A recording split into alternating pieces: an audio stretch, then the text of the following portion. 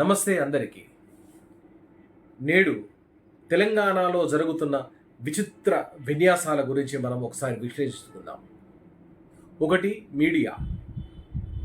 యావత్ మీడియా, అది print media కానీ టీవీ మీడియా కానీ కాంగ్రెస్ ప్రభుత్వానికి గంపాగుత్తగా అమ్ముడుపోయింది. రెండు, సోషల్ మీడియా. ఇక్కడ కూడా కాంగ్రెస్ పార్టీదే ఆధిపత్యం. ఎందుకంటే బీఆర్ఎస్ వాళ్ళు ఎవరైనా ఏదైనా పోస్ట్ పెడితే వాళ్ళని బెదిరిస్తూ వాళ్ళని లొంగదీసుకుంటున్నారు. పైనుంచి వాళ్లను జైల్లో పెట్టి కోర్టుల కేసులని బయట తింపుతున్నారు.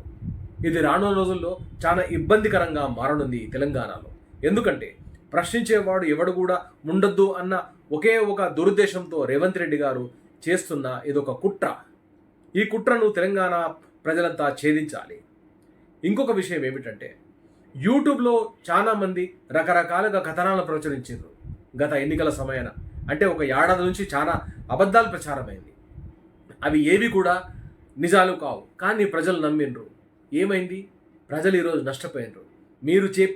మీరు చేసిన అబద్ధాల ప్రచారాలను ప్రజలు నమ్మారు కాబట్టి తెలంగాణ ప్రజలకు మంచి జరగకుండా ఈరోజు కీడు జరుగుతోంది. రైతులు ఇబ్బంది పడుతున్నారు. అయినా యూట్యూబ్ వాళ్ళు ఎవరు కూడా ప్రశ్నించడం లేదు రేవంత్ రెడ్డి గారిని.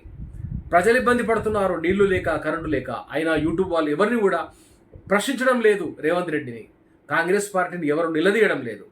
కానీ ఈరోజు ఏమైపోయిందంటే, తెలంగాణ సమాజం యూట్యూబ్ మీడియా చేయడం వల్ల చాలా ఇబ్బంది పడుతోంది.